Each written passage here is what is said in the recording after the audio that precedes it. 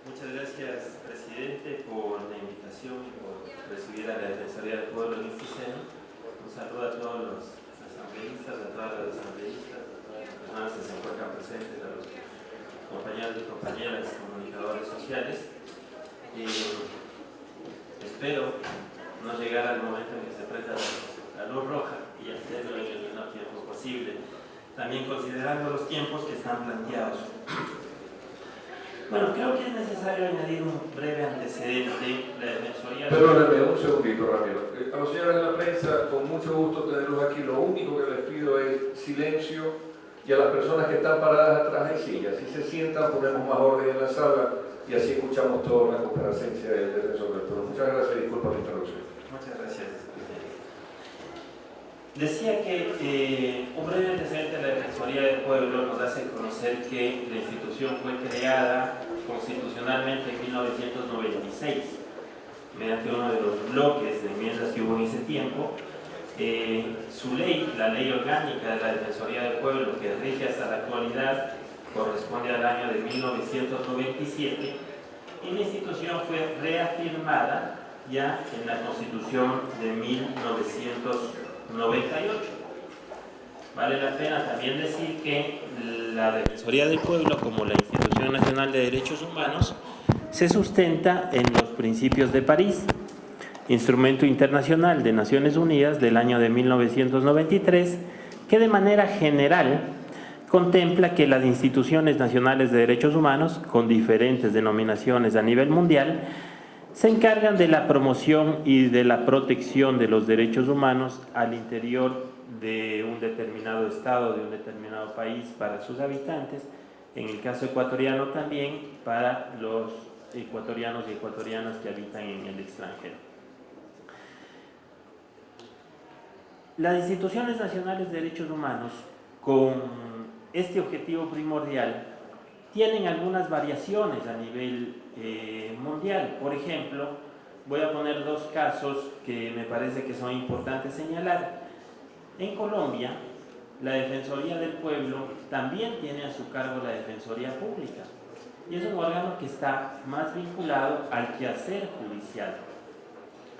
En Ecuador, la Defensoría del Pueblo también tiene a su cargo los derechos de consumidores de bienes y usuarios de servicios públicos, y esto viene dado por una competencia exclusiva que se encuentra en la Ley de Consumidores y Usuarios del año 2003.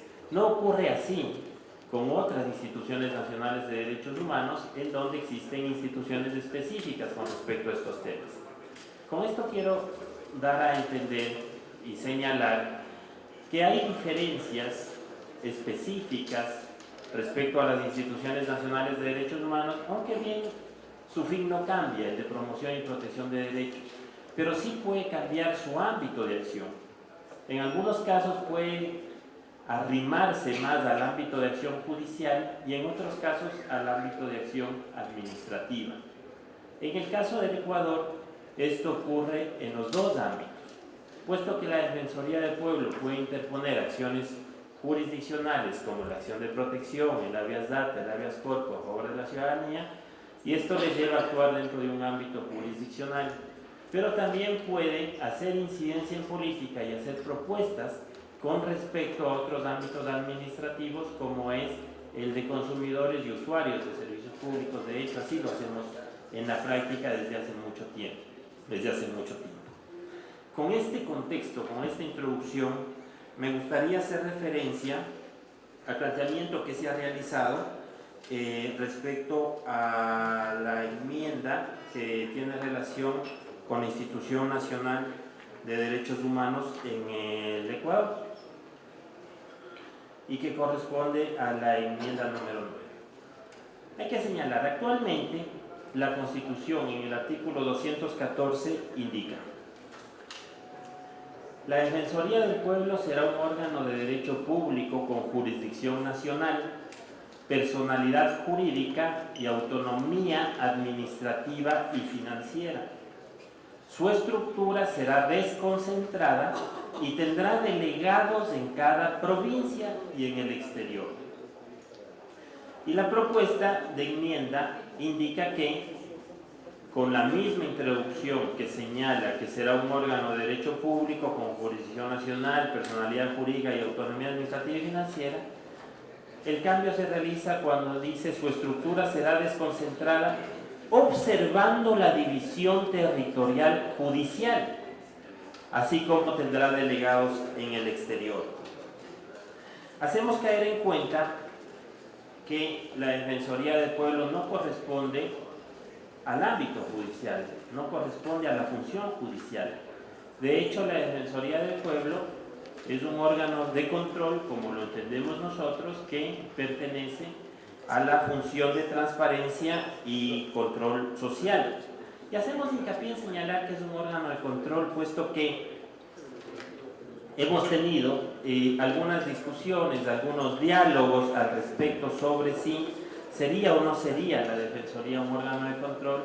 A mí me parece que fue la propia Asamblea Constituyente la que dirimió este tema, puesto que en la Asamblea Constituyente se discutió respecto al asunto. Hubo voces que indicaron, por ejemplo, que decían que la Defensoría del Pueblo no es un organismo de control. Estoy leyendo textualmente el acta 080 de la Asamblea Constituyente.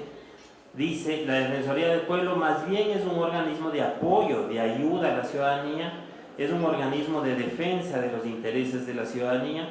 Por consiguiente, yo creo que la Defensoría del Pueblo no tiene nada que hacer dentro de esta famosa función de control, más bien debe quitársele la posibilidad de designación que se le está dando a la Defensoría del Pueblo. Esta voz, un asambleísta constituyente, señalaba que al no ser un órgano de control no debía estar en la función de control. Y nosotros entendemos, en consecuencia, que al haber determinado la Asamblea Constituyente que la Defensoría del Pueblo sería parte de la función de transparencia y control social, determinó pues exactamente también que la Defensoría del Pueblo es un órgano de control. Control, como lo entendemos nosotros, de realización de los derechos humanos en el país, sin que tenga, por supuesto, ninguna capacidad coercitiva ni ámbito judicial. De hecho, me voy a permitir también referirme al acta 59-A de la Asamblea Constituyente, que yo creo que es muy clara con respecto al alcance de la Institución Nacional de Derechos Humanos. Dice: los integrantes de la mesa consideramos importante reforzar las potestades de la Defensoría del Pueblo, pero sin romper el principio de unidad jurisdiccional. Por supuesto, estamos de acuerdo. Por ello, continúa, la Defensoría del Pueblo no debe tener potestades sancionadoras, ya que esto es competencia exclusiva del Poder Judicial. Y efectivamente, así lo contempla la ley, y por cierto, así lo contempla también el proyecto de ley que fue presentado a la Asamblea Nacional hace poco tiempo, en donde no se establece potestades sancionadoras que reemplazarían al ámbito judicial. Y continúa la Asamblea Constituyente diciendo: la Defensoría del Pueblo, en casos de puro derecho, actuará enmarcada en principios de prejudicialidad, limitándose su ejercicio de defensoría sin invadir funciones que son de competencia exclusiva de otras funciones y organismos del Estado. Y con esto nos deja la Asamblea Constituyente absolutamente claros en el sentido de que la Defensoría del Pueblo no es un órgano de la función judicial, que no puede realizar el trabajo que realizan los juzgados, los juzgadores, que no tiene potestad sancionatoria y que más bien actúa en un ámbito prejudicial. Porque debemos comprender, por supuesto, que no todos los casos de vulneración de derechos humanos o posible vulneración de derechos humanos tiene que resolverse necesariamente en el ámbito judicial. Si bien es cierto, nuestro ordenamiento jurídico pone como base de protección de derechos humanos a los jueces constitucionales, no a las instituciones administrativas como la Defensoría del Pueblo, sino a los jueces constitucionales cuando conocen garantías jurisdiccionales. Si bien es cierto que esta es la base de protección de los derechos institucionalmente hablando, existimos otras instituciones de promoción, protección y tutela de los derechos prejudiciales, actuamos de manera prejudicial, lo hacemos administrativamente y evitamos precisamente que esos casos lleguen a la función judicial si es que no es necesario que ocurra, salvando la protección de los derechos anteriormente a que esto ocurra, que lleguen a la función judicial. Y me parece que es necesario señalar que en este marco constitucional es en el que se enmarca la Defensoría del Pueblo como un órgano de control, pues pertenece a la función de transparencia y control social. De esta manera,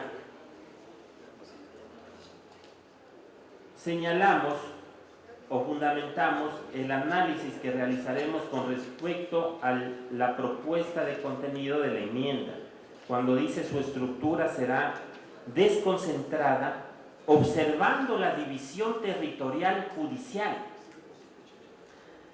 Y tenemos que remitirnos a lo que señala la Constitución y a lo que señala la ley para poder comprender qué es la división territorial judicial. ¿Cuál es la propuesta que se estaría realizando en el sentido de que la Defensoría del Pueblo pues tenga una división territorial judicial? El artículo 177 y siguientes de la Constitución tratan sobre la organización y funcionamiento de la función judicial.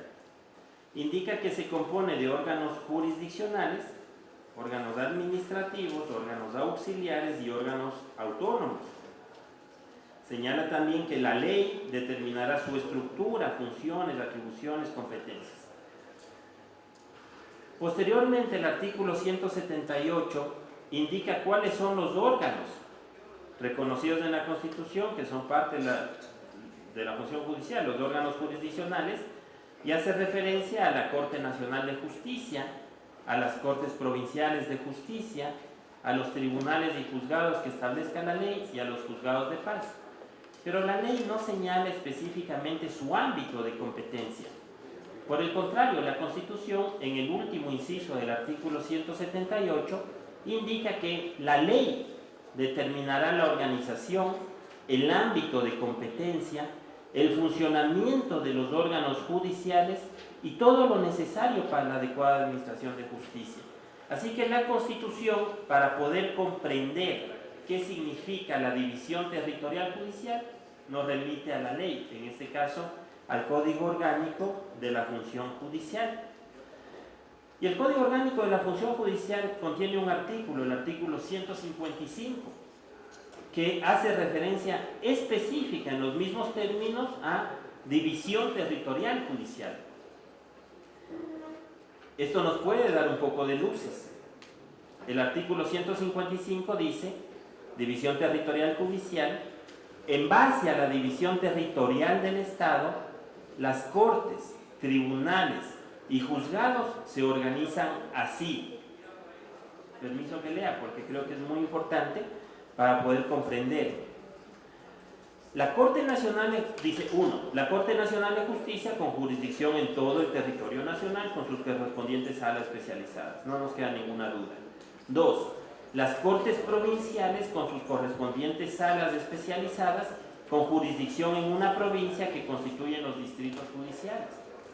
3, los tribunales y juzgados con jurisdicción en todo el territorio distrital o en una sección del mismo, pudiendo abarcar dicha sección uno o varios cantones de una provincia o una o varias parroquias de un cantón.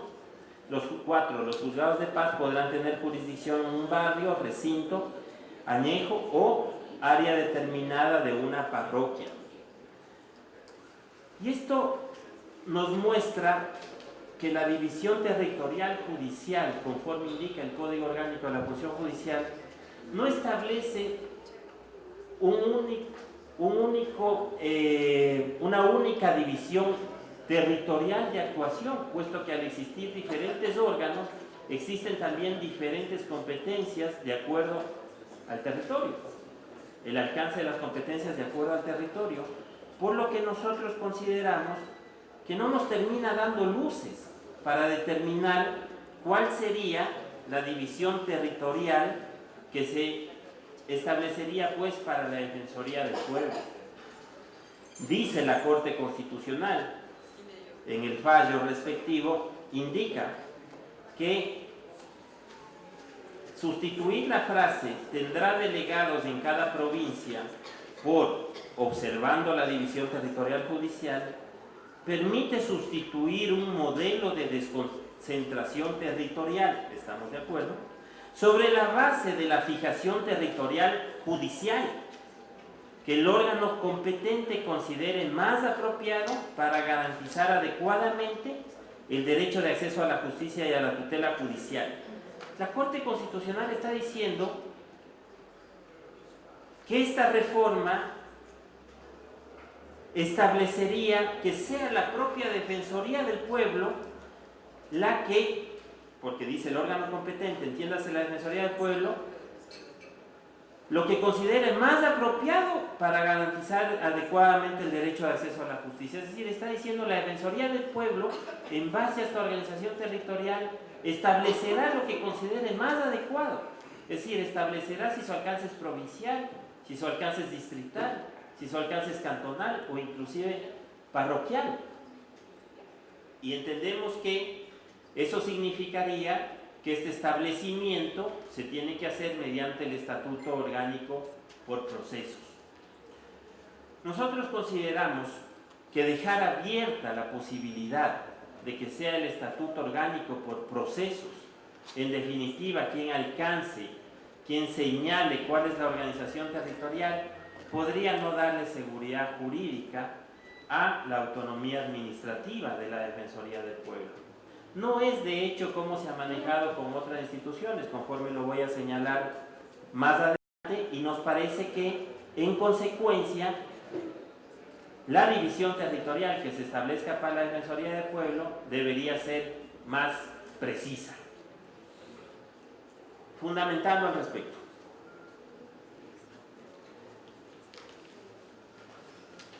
Cabe señalar, primero, que la Constitución del año 1998 no estableció cuál sería el alcance territorial de la Defensoría del Pueblo. Simplemente se limitaba a señalar que tendrá independencia y autonomía económica y administrativa.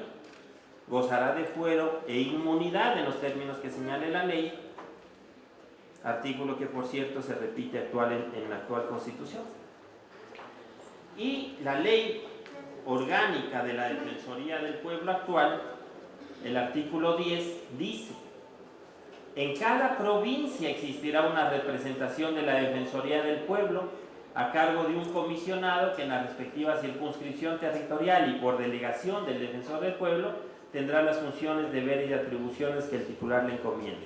Es decir que la Constitución del 98 remitía a la ley, en definitiva, la posibilidad de poder establecer la representación territorial, y la ley señalaba que las delegaciones del defensor o defensora del pueblo serán provinciales. Y este artículo, esta delegación provincial, se toma en la Constitución del 2008, y por eso la Constitución del 2008 establece que tendrá delegados en cada provincia. Visto de esta manera, y vista la propuesta de enmienda sobre la división territorial judicial, nosotros creemos pertinente señalar lo siguiente. En primer lugar, entendemos a la autonomía administrativa como un principio de derecho público, definido como la capacidad de autodeterminarse, gobernarse de forma independiente. La mayor o menor amplitud de la autonomía administrativa depende de la norma orgánica que regula el funcionamiento de cada establecimiento público.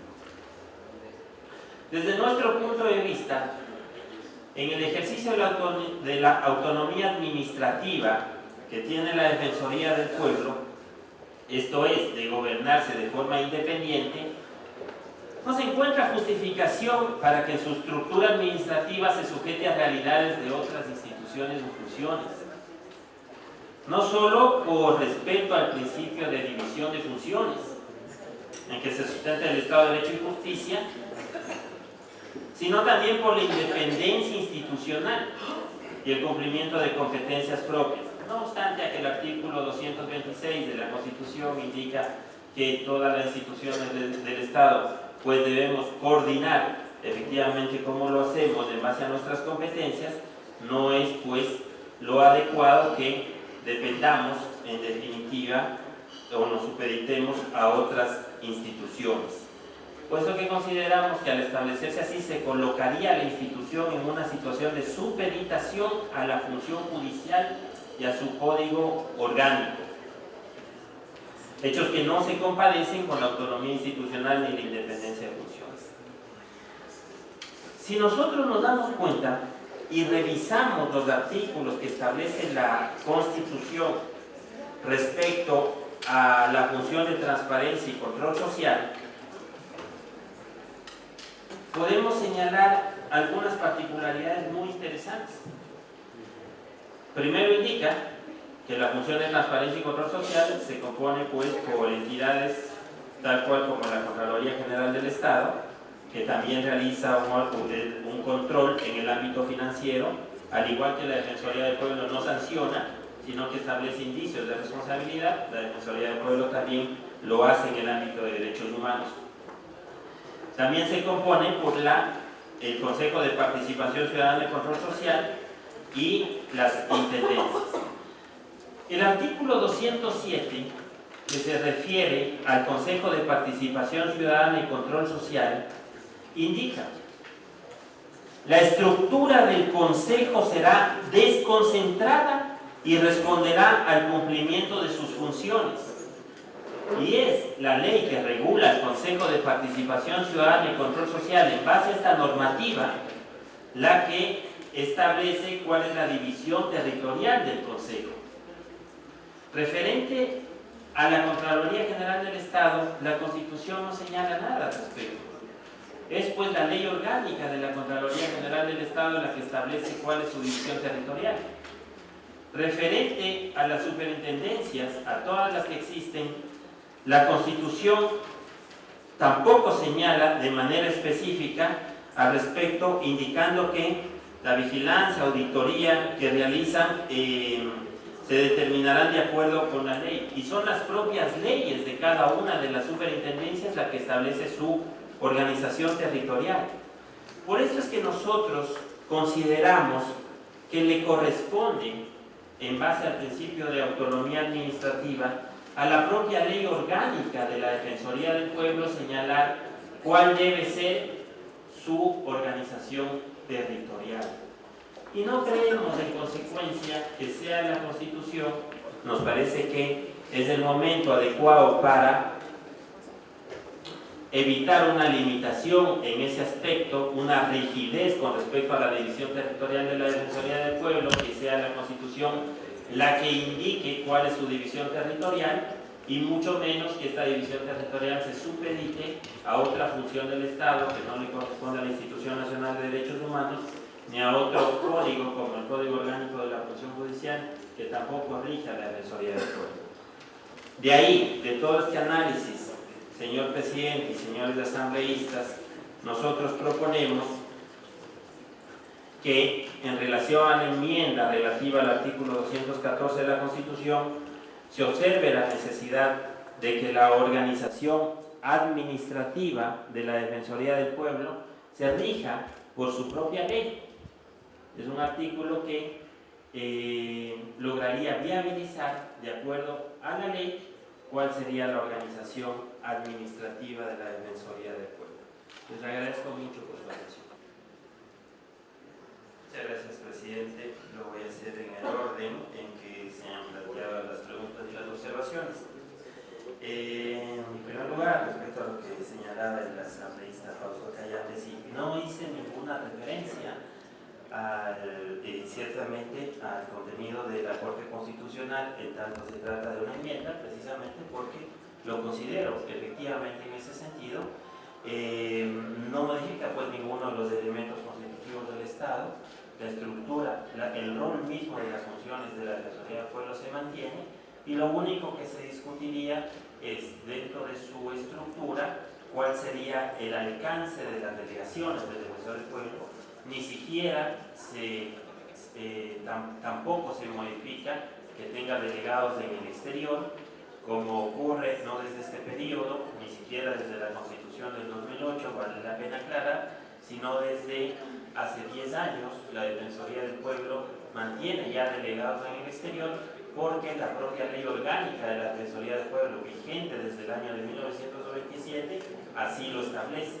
Esta norma fue tomada por la Constitución del 2008, pero no significa que sea nueva ciertamente respecto al accionar de la Defensoría. Así que en ese sentido compartimos absolutamente que efectivamente se trata de una enmienda. Nos parece que el tema de la autonomía administrativa, que sí ha sido el fundamento de nuestra posición, siempre debe estar vigente para una institución nacional de derechos humanos.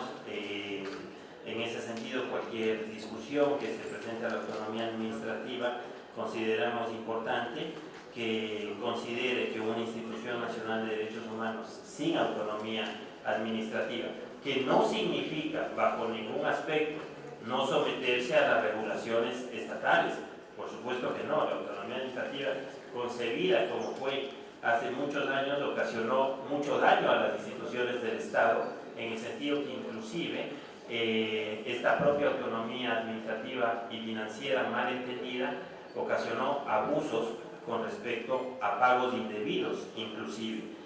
Así que no nos estamos refiriendo a que tengamos que estar por fuera de otra normativa del Estado, por ejemplo la que rige a la Ley Orgánica de Servicio Público, que tiene normas específicas. Por ejemplo, la misma ley, cuando le da competencias al Ministerio de Relaciones Laborales en calificar, por ejemplo, los concursos de mérito y oposición al interior de las instituciones, por supuesto que estamos sujetos a ese tipo de autonomía, pero la autonomía administrativa, entendida como la posibilidad de autogobernarse, de decir internamente cuál es la mejor organización de la institución, sometido a lo que indique su propia ley, creemos que eso es lo pertinente. Respecto al tema de la vigilancia de debido proceso, sí, efectivamente, realizamos vigilancia de debido proceso, pero hay que recordar, asambleísta, que no solamente lo hacemos en el ámbito judicial, también lo hacemos en el ámbito administrativo. Es decir, puede la Defensoría del Pueblo, cuando una institución sigue un sumario administrativo funcionario, por ejemplo, una institución pública sigue un sumario administrativo funcionario, cuando se presentan situaciones como las que se han presentado en el país respecto a los conocidos hechos del Colegio Mejía hace un mes, que derivaron en causas judiciales, pero también derivaron en causas administrativas, la Defensoría del Pueblo ha hecho vigilancia de debido proceso en todas estas causas, ha estado permanentemente haciendo la vigilancia, así que también hay que considerar que no solamente en el ámbito judicial y que sea en el ámbito administrativo, también debería marcar, poner un termómetro a la discusión respecto a su alcance territorial. La pregunta que se realiza sobre cómo venimos operando, me parece esto ciertamente muy importante señalar. Le voy a tomar breves minutos al respecto, pero creo que es muy importante y gracias por esa pregunta. Yo les pido a los miembros de la sala no murmurar, hacer silencio. Si desean conversar algo, salen un rato y vuelven a reingresar, porque aquí se escucha todo y realmente perturban a quien está interviniendo. Muchas gracias. Sí, gracias, presidente. Actualmente la Defensoría del Pueblo, conforme ordena la ley y la Constitución, tiene 24 delegados en las provincias. Hay delegados en todas las provincias, incluye Pichincha también. Y tenemos 36 oficinas a nivel nacional. ¿Por qué? Porque hay provincias que son muy grandes, por ejemplo Manabí, por ejemplo Guayas, en donde no alcanza el accionar de los delegados o delegadas de estas provincias, y por lo tanto necesitamos establecer oficinas en otros cantones. Así tenemos oficina en Sucre, tenemos oficina en Jipijapa, y también vale la pena señalar que la actual estructura de la Defensoría del Pueblo responde al modelo Seclares, y esto fue por gestión de este periodo. La Defensoría, cuando yo llegué a la institución, la Defensoría tenía otra división territorial que ciertamente no nos hacía mayor lógica con respecto a su funcionamiento, así que nos parecía lo adecuado establecer dentro de la estructura institucional el modelo de ejemplares, y es de esta manera como nos hemos desarrollado. Por eso es que acabamos de abrir una delegación o una coordinación de la Defensoría del Pueblo en Milagro, en donde se encuentra la sede de la coordinación de Guayas. Así que tenemos una delegada en Guayaquil, pero también tenemos una delegada para Guayas y las otras provincias, que es de Milagro. Una oficina que la hemos adecuado y que está ciertamente muy funcional para el servicio de la ciudadanía. Ojalá algún momento la puedan visitar. Bien, esa es la región 5, exactamente, sí. Así que nuestra división territorial actualmente es provincial, respondiendo a modelos ejemplares, y tenemos algunas oficinas a nivel cantonal por la amplitud del territorio. No hemos podido ampliarnos por una cuestión de recursos financieros, fundamentalmente, pero nosotros consideramos por principio que siempre que las instituciones, no solamente la Defensoría del Pueblo, que las instituciones que podamos tener un ámbito de protección y tutela de los derechos, siempre serán más efectivas cuando más alcancen el territorio. Siempre un ejemplo, la persona con discapacidad, por ejemplo, que vive en la troncal, le resulta muy difícil llegar a Azogues para poder presentar su caso para que sea sometido a protección de derechos. Así que mientras alcancemos más ámbitos territoriales, va a ser mejor para la ciudadanía, no para la institución. Para la ciudadanía, puesto que va a tener a mano otros ámbitos de protección de sus derechos, más allá de los que pueda tener en el ámbito judicial. Porque los juzgados que conocen las acciones jurisdiccionales e inclusive las medidas cautelares se encuentran en todo el territorio, y bien se puede acudir al ámbito judicial, pero también es necesario que en el ámbito prejudicial las instituciones administrativas alcancen este nivel. Así que esta es la manera básica, por cierto, con respecto a la operación que tenemos. Si es que existe una modificación y se establece que la delegación será distrital o cantonal, tendremos también que modificar nuestra estructura. O si no se establece nada en ese sentido y se deja abierto a que sea el estatuto orgánico por procesos, será pues el estatuto el que determine en dónde habrá delegaciones, si alcanza una delegación provincial o en otros casos alcanza una delegación distrital o una delegación cantonal. Pero eso es una decisión exclusivamente del soberano con respecto a cuál es la división territorial que se pretendería. Nosotros insistimos, en ese sentido consideramos, como ocurre con las otras instituciones de la función de transparencia y control social, que se remiten a su propia ley, pero por supuesto es una consideración nada más. Quisiera precisar el término con respecto a, ya lo he hecho, pero permítame nuevamente hacerlo con respecto al accionar. Cuando se pregunta el accionar de la Defensoría del Pueblo, se menciona cómo se realiza el juzgamiento a las personas. Y en este sentido quiero precisar, la Defensoría del Pueblo no juzga en ningún caso. No realizamos ninguna acción de juzgamiento. Nuestras decisiones en ningún caso son coercitivas. Así lo establece la propia ley, se entiende por la Constitución, y se extrae esto de acuerdo al acta 59-A que leí de la Asamblea Constituyente, cuando indica que la Defensoría del Pueblo es prejudicial y por lo tanto no ejerce ningún nivel de juzgamiento. Y en este mismo sentido se ha propuesto en el proyecto de ley orgánica que está en la Asamblea Nacional. No se propone ningún tipo de juzgamiento ni resolución en ese sentido, guardando la coherencia que manifestó el constituyente. ¿Y cuál sería el impacto? Creo que asambleísta Guiñaga, con esto un poco quedaría contestado ciertamente. El impacto va a depender del alcance territorial que se tenga. Pero también es un impacto que tiene que valorarse en cuanto al desarrollo de los recursos institucionales. No es fácil alcanzar ciertamente todo el territorio. La función judicial lo ha hecho por obvias razones. La función judicial puede llegar con varios juzgados, inclusive todavía hay cantones que no tienen algunos juzgados y que tienen que ser pues subrogados por las funciones de otros juzgados. Eso a nivel administrativo es bastante más difícil.